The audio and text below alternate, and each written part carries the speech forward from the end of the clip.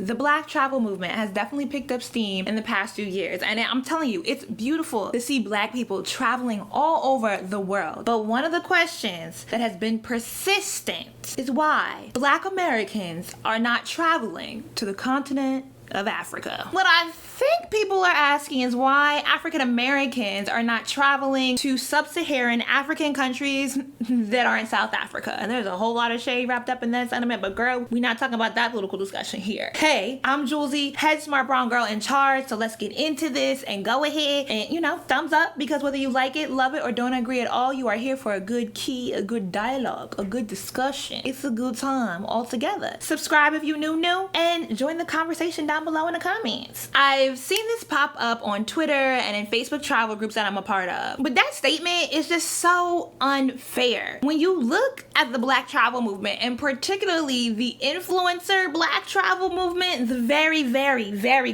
beautiful, melanin rich, colorful pictures on Instagram, the travel businesses that some have been able to grow out of their sphere of influence, have you noticed that many of them are Africans, and not simply African? They're often first to second generation Africans, and very, very, very often they're Nigerian, who grew up or went to some type of school in Western countries like the US or UK. And in a very overly general sense, immigration between West African countries like Nigeria and the US is a very complex system that, in a roundabout way, because capitalism going to capitalize, imperialism going to imperialize, ensures that mostly educated immigrants with an access to an established network and money make it through, creating a privileged class of African immigrants. That doesn't mean that immigration to America or the UK or Europe in general isn't a hard, complicated task, or that more nuance can exist in the economic status of the immigrants, but that does touch on a privilege that many of the first and second generation offsprings do in fact hold. I'm not trying to argue with you, I'm just, hold on, let me finish my point here. So what does this have to do with the Black travel scene? Well, when it comes to traveling internationally in a way that won't gouge out your bank account, having access to an international network, and yeah, that is one of the privileges African immigrants do actually hold in comparison to African Americans. It's a network of family and friends that live all over the world. Tell me where you been and you ain't met at least one Nigerian. You had an uncle who's a dentist in Saudi Arabia. Your dad's childhood friend has homes, plural, in Accra. And not just in Accra, but in the Cantonments, East Legon, and Osu. Girl, they popping with the perfect background setups for all the IG pics. Talking about I'm home, not the National Geographic version. Girl, look at all that wealth. I see it. But I digress. Tons of cousins and aunties in London, an aunt who works for the UN in Switzerland, your boarding school homie is doing their residency in Bangkok, one of your cousins that you have no clue how y'all are actually cousins, maybe not, works in banking or some sort of finance out in Singapore. I wish. And whether you were able to stay with these people or not, having someone who can show you around, cook you a meal, take you out for a meal, just be there in whatever capacity, makes traveling not only a lot easier and cheaper, but also less stressful, less anxiety, and that is really of high value. Also, obviously, part of their home base is in their home country in Africa. Often, if they're West African with a network that stretches across ECOWAS, don't ask me what that acronym stands for, girl. Something about the Economic Collective of West African States. They probably have an ECOWAS pass themselves, which means what's a visa? A visa?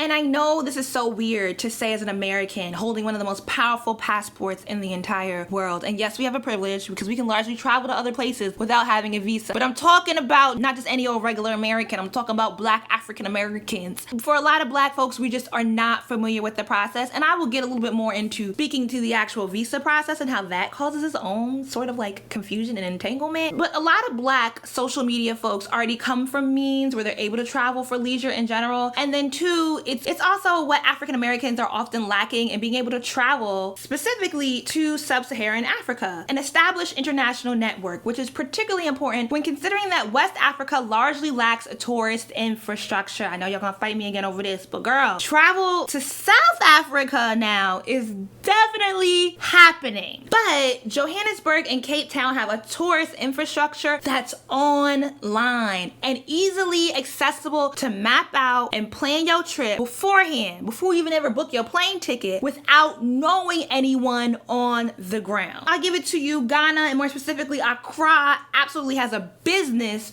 tourist infrastructure, but not so much for leisure travel, and those are quite different. And without a network that would give you access to someone who lives in whatever West African country, they generally just are not as easy of places to travel to on your own. Now, not to say that it can't be done, it is just a difference in ease of access and cost and other things that make traveling to West African countries a little bit more, difficult. For an American, yes, the Caribbean and Mexico are easy peasy trips, short flights, no visas needed, and the popular destinations tend to be very, very cheap, both once you get there and the flight to get there. Girl, I went to Mexico for $200 round trip, Cuba for $200 round trip, especially when you consider where most African Americans in the United States actually live. If you ever look at a heat map. So unless you're in like a major city like New York, and I know Houston tends to have some equitable flights, maybe Atlanta sometimes, getting flights to West Africa, if you're outside of any of those cities, can be significantly more costly. I went to South Africa first because of a flight glitch that happened, what was that? Christmas 2014, my God, we getting old. I went to South Africa my 30th, so 2015, $325 on my flight. That was so beautiful, but it was such a struggle flight. I think it was like 21 hours or something ridiculous. But that dollar to rand conversion rate was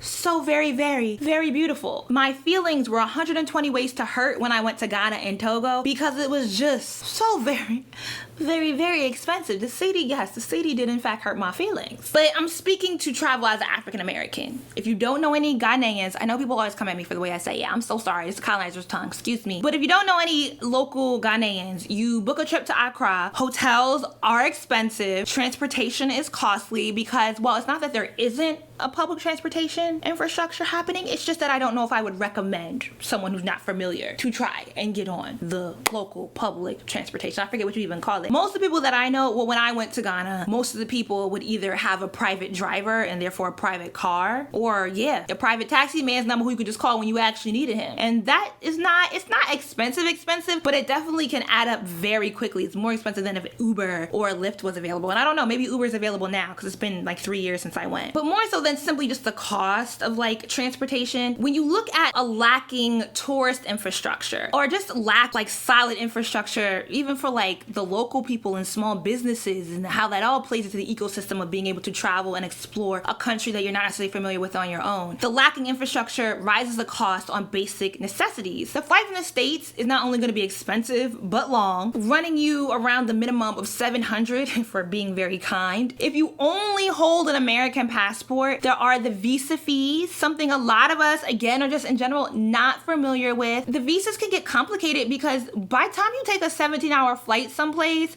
and you take off the time of work, you save the money, you buy the expensive flight. In my mind, every time I go to Europe, I visit more than one country. So if I go to the continent, obviously I want to visit more than one place. And then you run into the issue of visas. When I went to Ghana, because I went to Togo, in order to get my Ghanaian visa, because I had Togo visa first, I had to get a yellow fever shot. Yellow fever shot in America is almost always low in stock or sold out. I don't know why. And it was like $175 for the shot. So I had to get a $175 shot in order to get the visa for Ghana because I had a Togo visa in my passport. Now, I could have taken the risk or waited until I got to Ghana and was crossing the border to get the yellow fever shot there, but I don't speak French. I'm clearly not from there.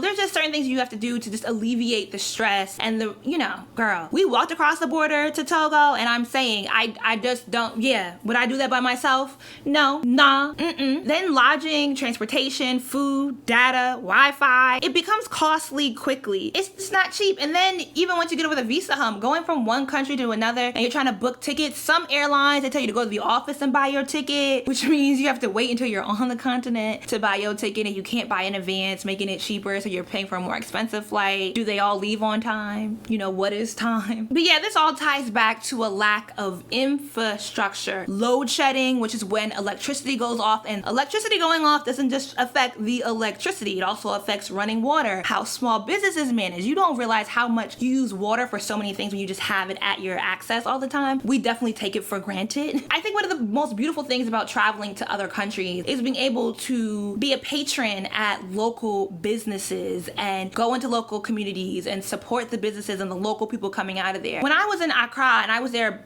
when it was a really bad bout of load shedding, it doesn't just impact my access to water and my comfortability and what I'm used to. It also impacts the communities that you want to experience and other things that you would like, your ease of like exploring and going to other places. You know, I would see so many businesses closed because they didn't have access to the basic things that they need to run. Part of the reason why hotels tend to be so expensive will be that like if they need to have their own generator or import their own water and basically be their own little city within this like box of a hotel, that's gonna drive up costs. Traffic patterns, bruh, the traffic, driving, whew. That's just interesting, to put it very lightly. I don't know if I would ever attempt to drive on my own. You know, it's just, you do need money when you don't have family or peoples on the ground. Now, I know there's always gonna be the outlier. There are the people that are okay with backpack, who live life on the edge, who risk it all. I met this girl in our crowd who loved going to Nigeria by herself and just backpacking, and okay, girl, that's her movement. I don't think most people travel like her. I don't even think most people travel like me. So you have to take into context that people tend to live in very small worlds. We are just coming into access to this larger world. And so you can't just like throw everything at them at once. They do have to be eased into it, because anxiety will have people making really stupid decisions. Then there is a safety concern. When you look at like the State Department website, it's confusing for people who are not well traveled or well seasoned. The bulk of us will then defer to the closest African that we know, which comes with its own set of politics and bias tapped into that. When I went to South Africa by myself, I had locals warning me, like once I got to Johannesburg, warning me about how unsafe Joburg was. Now, I never felt unsafe or in danger. I had a great time. Then when I was in Ghana and trying to get to Nigeria for a wedding, and yes, I know the history between Ghanaians and Nigerians, I get it, but even Nigerians in Ghana were looking at me like, girl, you wanna go to the airport by yourself? You are out your... You get a lot of conflicting information, and it can be confusing when talking to people and they're coming in and you're looking at them as a person of validity, or like you value their opinion because they are African, and then you get this conflicting information about where to go or how to get there and what's okay travel. You can end up with a lot of conflicting information that doesn't make your trip any easier. Now, I lived in New York City. My family is from Brooklyn and Harlem, so I know how to navigate the city in ways that are very cost effective, and I feel comfortable and safe. I have people to take me out, to meet up with me, to entertain me, to tell me what's going on. It's familiar.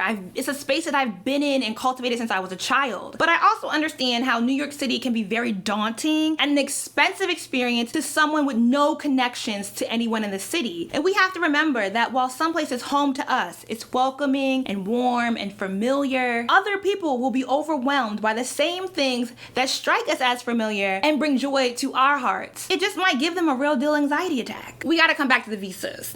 If you have a Caribbean or African passport, visas are mostly not a concern when traveling to Africa. And yes, this is a conundrum because, again, the American passport is very, very powerful in that you can get into a lot of places without a visa, versus the flip is that if you only have a Caribbean or African passport, it is more difficult for you to travel to some places that it's easier for us to travel to. I already started this by saying when we look at who's traveling and who makes it seem like it's so easy to get to these places, as a tourist, it is people that are from a very specific privileged class of African immigrants in the Western world. Which is why, most likely, every time I see a blog post about travel to Africa made easy, the person is always like, get a Caribbean passport. Girl, how? Where? Huh? That's not actually no real advice. If my parents ain't from the Caribbean, if I'm not from the Caribbean, what? People really think they're giving some worthwhile advice to the general public. And I'm like, nah, sis. You're not. Visas can take a good minute. As I already explained, part of the issue is you have to mail your whole passport in, and websites be outdated,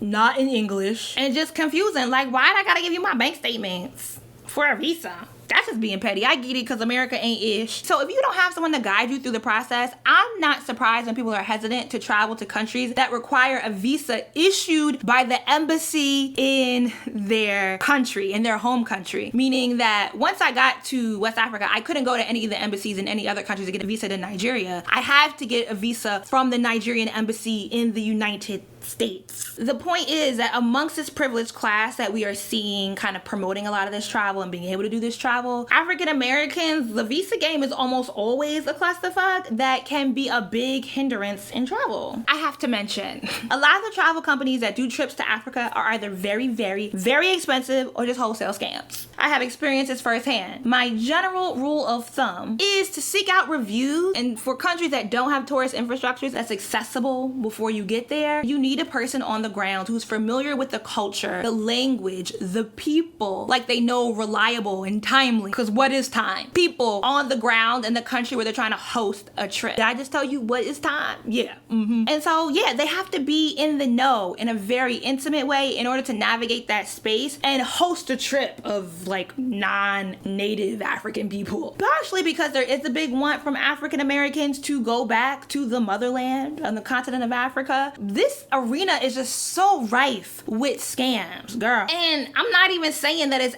Africans doing the scamming, but it be Americans or the American born taking full advantage of the uptick of people trying to get back to the continent. I definitely understand that for a place that is home, that you are proud of, that you love, you want to see other people enjoy it and love it the same way we talk about going to the colonizers' land. And particularly if Black people are going to be proud of their African heritage and on that Wakanda forever, girl, shouldn't they be vacationing in Africa? I mean, I don't necessarily disagree, but I'm not going to use it as a point of judgment or shade against people either. For plenty of African Americans, getting a passport is a big privilege. You'd be surprised how many people can't even find their birth certificate. I just don't know how to get a passport. We largely lack access to an international network, so people generally are more prone to traveling to budget-friendly places that they can do with ease and comfort over a weekend where they don't have to take off work. We've moved into a contract-based society. A lot of people don't even have paid time off anymore. So imagine taking a 2-week vacation where essentially you can't work or make any money, but you spending a lot of money. It's just not as simple as we would like to make it out. So we want to see our melanin skin folk there until these countries and their governments provide the infrastructure, not just for tourists, but for the local people, so that businesses can flourish, that make the experience so much more valuable and beautiful. It is going to take other African immigrants to be the bridge that connects the diaspora back to your homeland. Invite folks, connect them with reputable